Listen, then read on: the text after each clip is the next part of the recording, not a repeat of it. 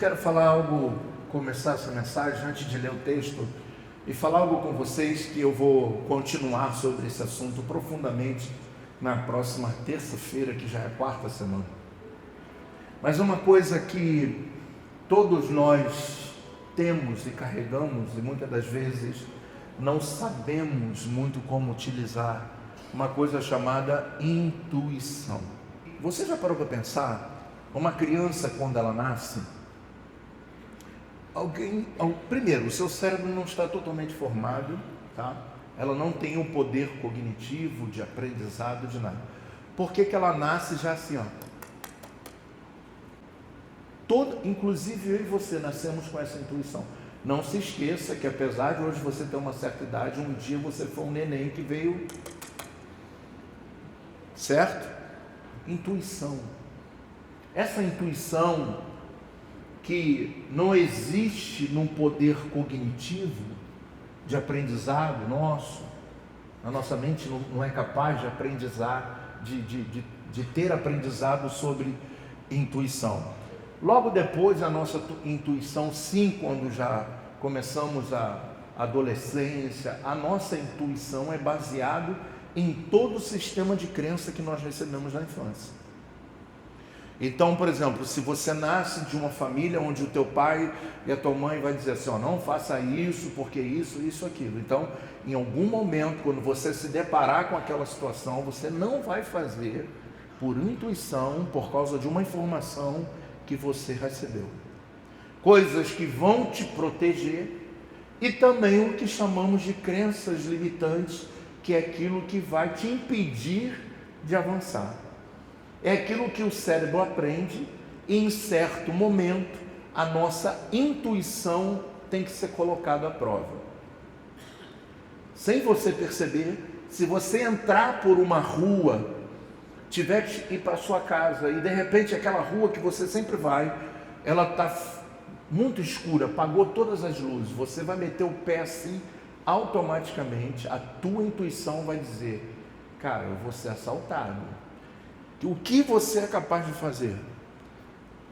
Dar uma volta, nem que seja 5 vezes maior, para te causar uma sensação de quê?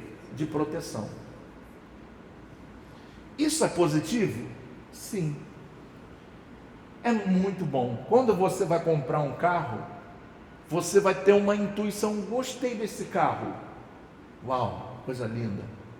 Aí a tua intuição diz compra. Vem alguém, chega para você e fala assim, ó, mas esse carro aí, parceiro, ele diz que bebe muito, cheio de problema, não sei o que. Eu quero esse. É o que eu gostei. Te perguntei alguma coisa? A intuição vai lá e pum, você vai lá e compra. 3 meses depois, está chorando. Não é? Aí você vai dar sentido à sua... O que vai ocasionar? Não, agora eu só vou agir se alguém falar. Meu Deus.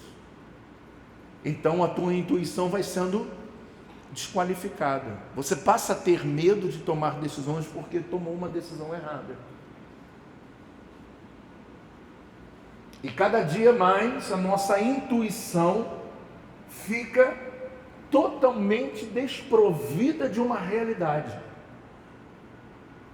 Quando você passa por situações difíceis, a sua intuição vai levar você, primeiro, se Deus te dá uma bênção e junto com a bênção vem o desafio, a tua intuição vai levar você a enxergar o que primeiro? O desafio e não a bênção. Mas se você é uma pessoa vitoriosa, uma pessoa cheia de fé, um homem, uma mulher que se preparou na vida para desbravar, quando tem uma bênção e um desafio, você vai enxergar o que primeiro? A bênção.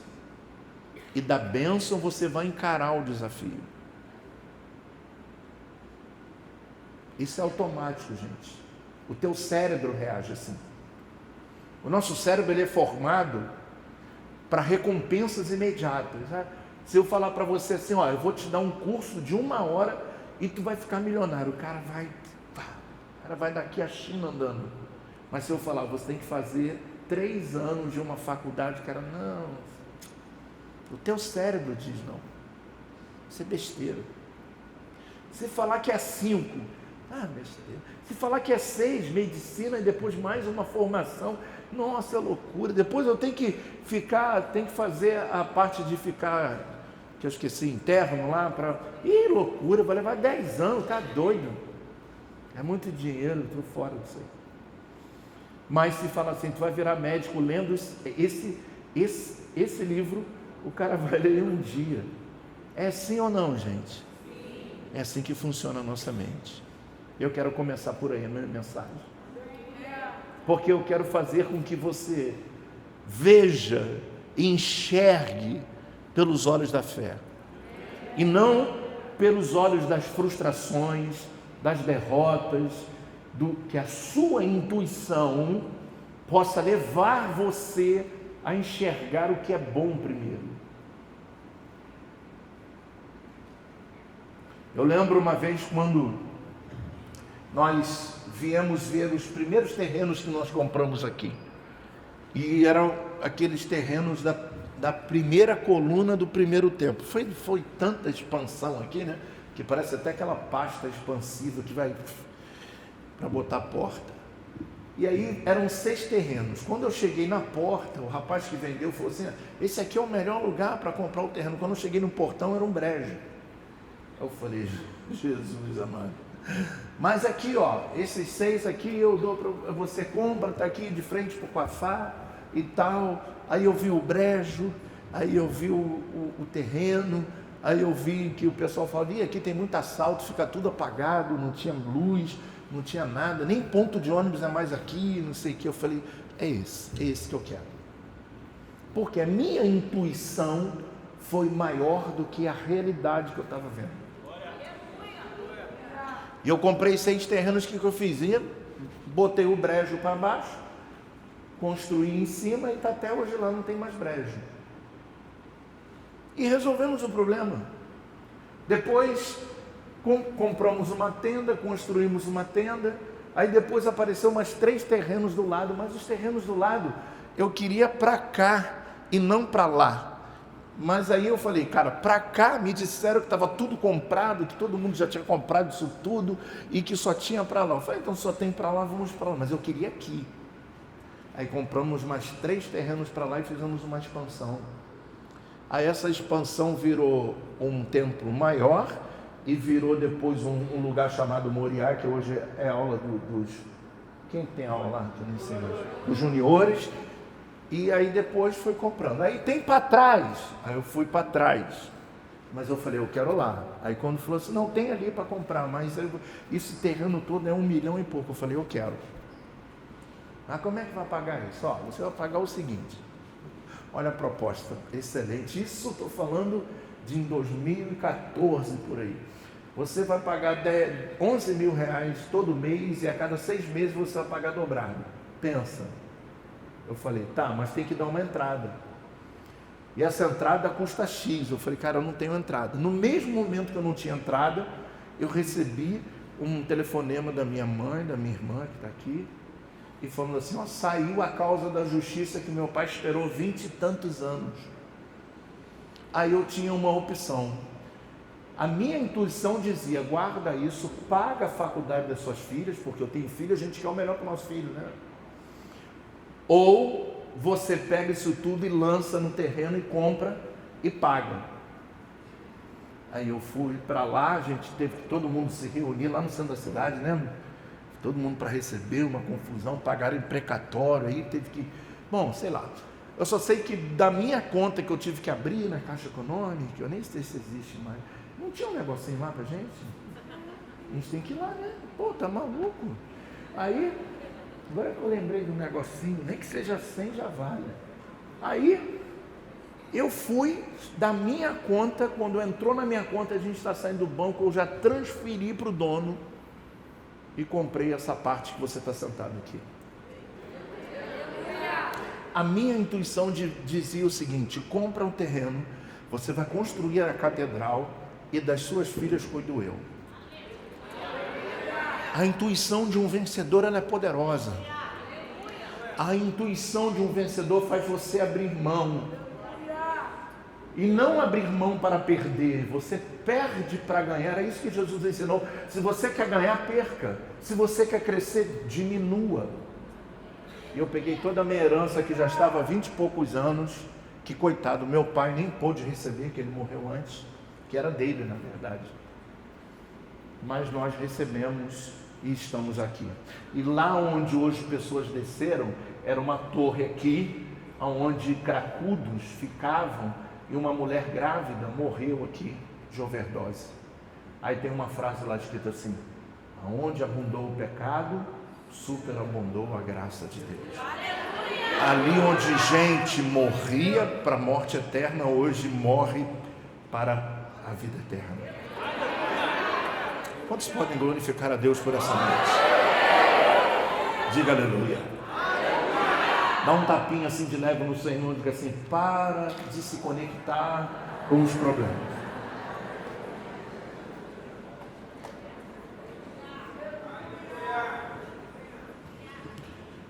Olha o que diz o texto. No capítulo 29, no versículo 1, diz assim a palavra do eterno Deus. Então Jacó seguiu o quê? Viagem. E chegou aonde? Mesopotâmia.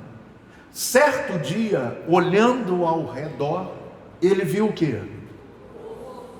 Eu sei que tem menos gente, tem que falar mais alto para poder falar para esses 2, 3 aí que estão vendo o jogo e foram para a praia. A igreja enfrenta isso hoje em dia. Isso é literalmente o que os últimos dias dizem, né? Então eu glorifico a Deus. E aí me sugeriram assim: vamos diminuir, não vamos diminuir nada. O povo que está aqui é o que quer. Vamos fazer tudo melhor, porque o povo que está aqui ama Jesus. Então vai dizer assim: certo dia, olhando ao redor, viu o quê? Mais alto. Como é que vai ficar bom agora? Só as mulheres. Aí, pronto. No campo de 3 o quê? Rebanho de quê, gente? Deitadas perto, pois os rebanhos bebiam daquele poço, que era tapado por uma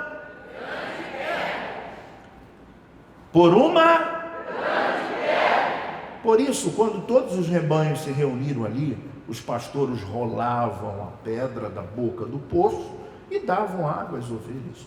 Depois recolocavam a pedra em seu lugar sobre o poço. Jacó perguntou aos pastores que já estavam lá: meus amigos, de onde são vocês? Somos de Harã, responderam. Vocês conhecem Labão, neto de Naor? Perguntou-lhe Jacó. Eles responderam: sim, nós o conhecemos. Então Jacó perguntou: ele vai bem? Sim, vai bem, disseram eles. E ali vem sua filha Raquel com as ovelhas. Disse ele: olhem, o sol ainda vai alto e não é hora de recolher os rebanhos? Deem de beber as ovelhas e levem-na de volta ao pasto. Porém, entretanto, eles responderam: não podemos enquanto os rebanhos não se agruparem e a pedra não for removida da boca do poço. Só então daremos de beber as ovelhas. Ele ainda estava conversando quando chegou Raquel com as ovelhas de seu pai, pois ela era pastora. Quando Jacó viu Raquel, filha de Labão, se apaixonou. Irmão de sua mãe. E as ovelhas de Labão aproximou-se, removeu a pedra da boca do poço e deu de beber às ovelhas do seu tio Labão. Depois Jacó beijou Raquel. Uau! Beijou Raquel e começou a chorar bem alto. Tem um varão emocionado aqui, não? Que quando beija a esposa chora bem alto. Tem 2 motivos, né? Ou é muito amor ou gastou o cartão todo, né? Mais ou menos assim. Mas tem alguém que beija a esposa aqui? Não.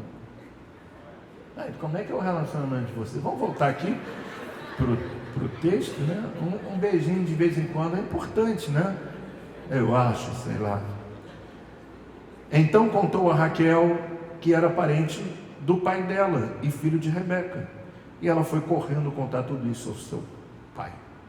Logo que Labão ouviu as notícias acerca de Jacó, seu sobrinho, correu ao seu encontro, abraçou-lhe e o beijou depois, só que beijou no rosto, né? E não teve choro. E contou-lhe tudo o que havia ocorrido. Então Labão lhe disse: você é sangue do meu sangue. Então Jacó seguiu viagem e chegou a Mesopotâmia. E tanto que quando ele chega lá, ele vai avistar algumas coisas. Põe no versículo 2, por favor, que diz o seguinte: e olhou, e eis um poço no campo. Então a primeira coisa que ele vê numa terra fértil, chamada Mesopotâmia, ele vê o quê? Um poço no campo. E eis 3 rebanhos de ovelhas que estavam deitados junto a ele, porque daquele poço davam de beber aos rebanhos, e havia uma grande pedra sobre a boca do poço. O que ele enxerga primeiro? Vamos lá, gente, eu preciso que vocês participem comigo. Um poço. Aonde? Então ele vê um poço, ele vê um campo, e ele vê o quê? 3 rebanhos de ovelhas. Repita comigo: ele vê um poço, ele vê um campo e ele vê 3 rebanhos de ovelhas. Mais uma vez, ele vê um poço, ele vê um campo. Estou falando do Oriente Médio. Ele vê um poço, ele vê um campo e ele vê o quê? 3 rebanhos de ovelhas. E por fim, ele vê uma grande pedra. A intuição de um homem que carrega a visão profética, porque todos esses elementos estavam no mesmo lugar.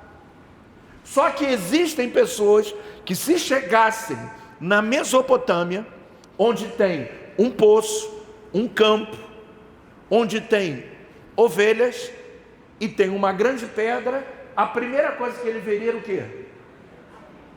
O quê? Por quê? Porque a pedra era a única coisa que era grande, que chamava atenção. Os outros eram normais: um poço, um campo, ovelhas, mas existia uma grande pedra. A grande pedra é o que chama a atenção daqueles que carregam uma intuição negativa de tudo que acontece na vida. Eles iriam olhar a pedra, iam dizer: meu Deus. E quando a gente olha a pedra grande, você não vê o poço, você não vê o campo e você nem vê as ovelhas. Coloca a mão no ombro do seu irmão e diga para ele: o que você vê quando Deus te coloca no lugar de prosperidade?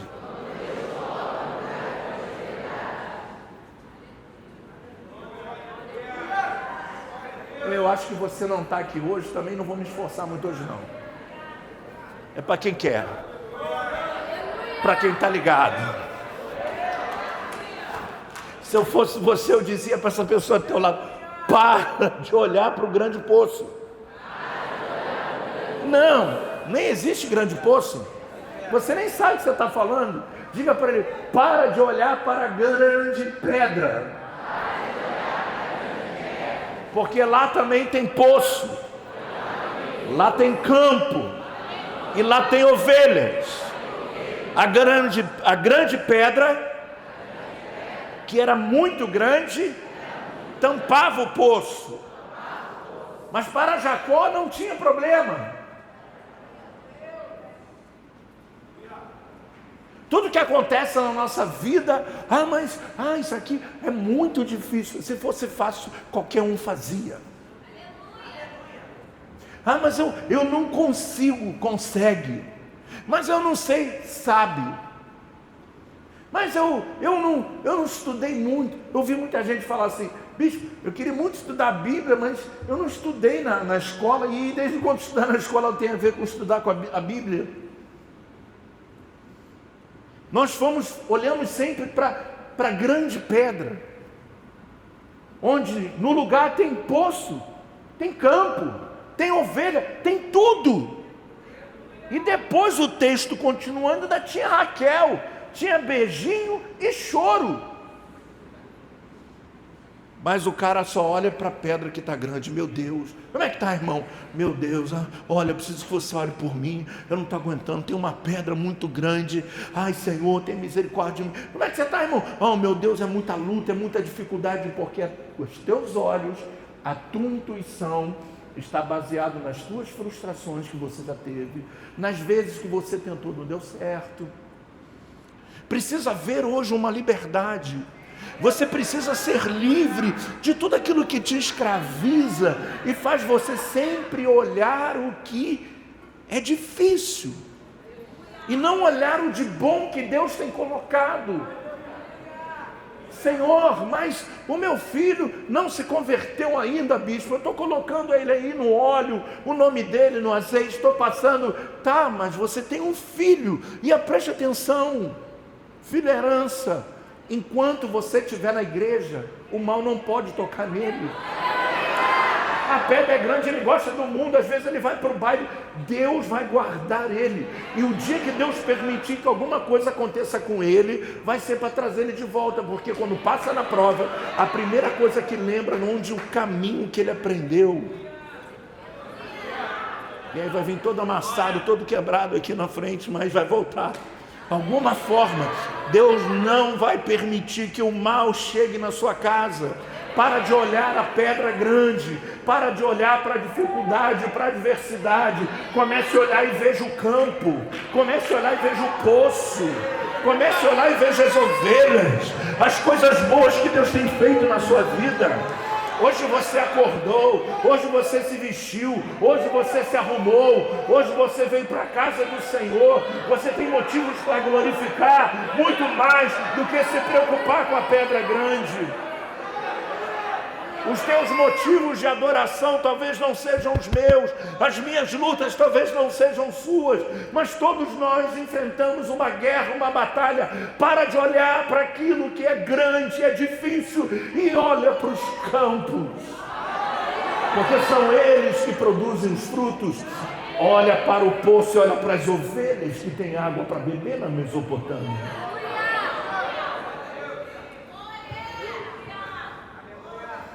Diga aleluia. Diga glória a Deus. Jacó estava fugindo, por incrível que pareça. E aonde ele vai parar? Na Mesopotâmia. E aí o que ele vai olhar? As dificuldades. Não. Ele vai relatar que ele enxerga um poço, um campo e uma pedra muito grande que tampava o poço. Havia tanta água no poço que, para não desperdiçar a água, se colocava uma pedra.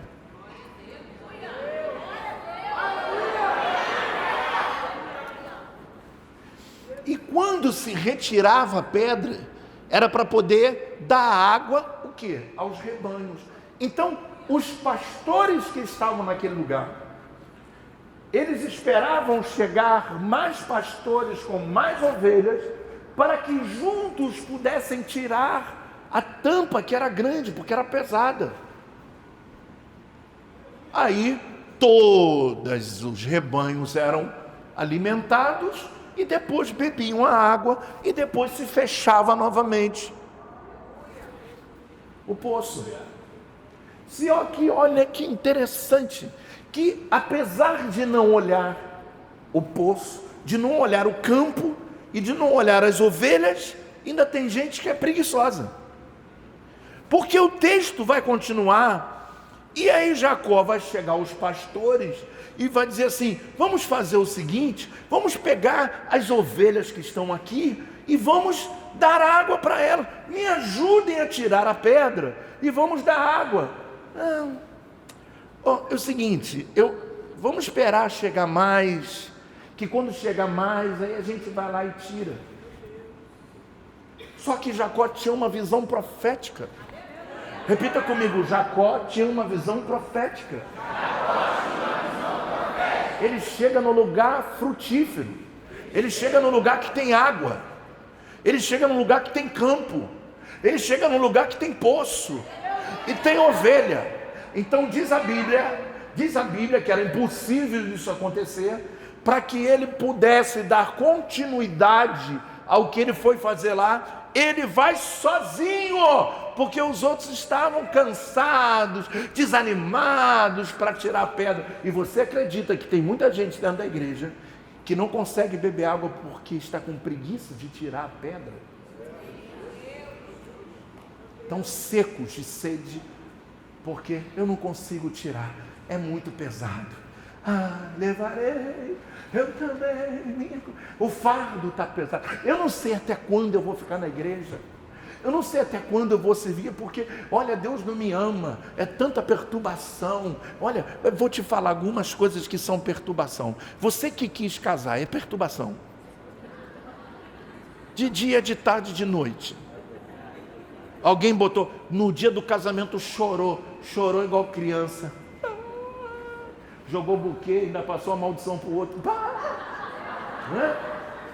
Aí pegou, maldição não, estou brincando. Tá? Aí o casamento é uma bênção, vou fazer 33 anos. E orando muito para Deus. A cada ano que passa eu fico mais crente do que nunca. É perturbação, não é? É perturbação. Tu acorda um dia, o outro está virado, está giraia. Virou giraia com a espada na mão, quer dar em todo mundo. Tem dia que acorda e está melancólico, você não me abraça, não me beija. E quando tu vai beijar, para com essa melação. Aí, você não sabe o que fazer, você beija, você abraça, você surta. Aí, você quer ir? Eu vou ali no mercado, você quer ir?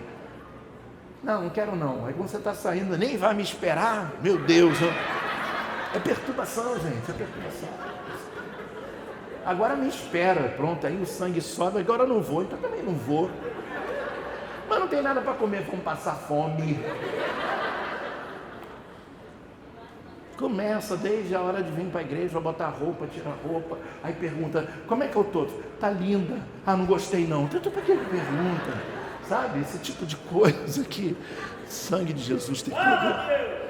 Fala, Deus. Toca-me com brasas no altar. Não é? Eu quero ir no shopping. Qual shopping? Você escolhe. Aí tu escolhe, quando tu chega nesse shopping, aí fala, mano, é sério não é sério. Eu estou falando do homem, mas eu posso falar da mulher. Vocês querem que eu fale da mulher? O homem é chato. O homem acorda de mau humor, quer tomar café. O homem é chato. O homem é um negocinho chato, enjoado. O casamento é um negócio muito doido. Um dia a gente quer tudo, um dia você me ama, o nosso amor termina no quarto, e no outro dia o nosso amor termina no cartório. Perturbação. Mas é bênção. Essa perturbação é abençoada, não é? Sem ela você não é nada. Sem ela você não fica triste, não fica com raiva, não? É importante sentir essas emoções. É muito bom, né? Que os homens digam amém pelas suas esposas e que as mulheres digam amém pelos seus maridos. Senti uma ligeira fraqueza no coração das irmãs. Voltando para o assunto,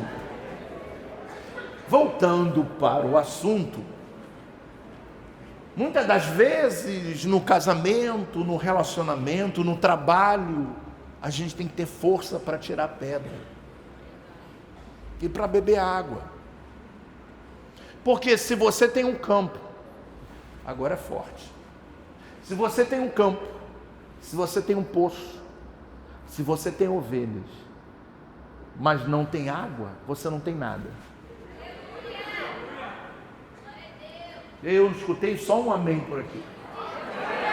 Não adianta campo, não adianta poço, não adianta ovelha, se você não tiver que tirar a pedra. E muitas das vezes tirar a pedra e dizer o quanto que eu fui o quanto que eu fui canalha, o quanto que eu fui frouxo, o quanto que eu não fui homem, o quanto que eu dei mole. Eu preciso te pedir perdão. Mas quem quer tirar essa tampa? Ninguém. Porque a tampa pesada não querem tirar em conjunto por causa do orgulho. O orgulho está destruindo famílias, igrejas, pastores orgulhosos, lideranças orgulhosas, ministros orgulhosos, tão cheios de si que esquecem que dependem tirar a pedra para beber a água. São verdades. Se nós não nos atentarmos, nós vamos ver só a pedra. Que assim seja, assim diz o Senhor nessa noite. Quem você é? Os pastores que depois eu tiro, depois eu faço. Ou você é Jacó que meteu a mão na pedra, tirou a pedra e deu água para as suas ovelhas? Tem que ter disposição nessa vida para vencer. Tem que ter coragem para vencer. Tem que ter ânimo para vencer. Enxergue o campo, que é o lugar da tua prosperidade. Enxergue as ovelhas, que é o que Deus tem te dado. Enxergue também o poço, mas tenha disposição para tirar a pedra, para que você possa beber da sua água sem depender de ninguém. Para de tirar a responsabilidade das outras pessoas, para de dizer ninguém me ajuda, a minha família, ninguém tem que te ajudar, é você que tem que tirar a pedra. Jacó tirou a pedra pesada e grande sozinho. Você vai tirar sua pedra nessa noite e vai romper com um ciclo de derrotas, de renúncias. Você vai romper com ciclos em que você carrega frustrações, em que você não tem mais a capacidade intuitiva de avançar. O diabo te roubou da sua parte cognitiva. É só derrota, derrota, derrota, derrota. Só vê pedra, pedra, pedra, e fica chamando os outros para levantar a pedra, pedra, pedra. E Deus diz que tem um campo para você. Ele diz que tem um poço para você.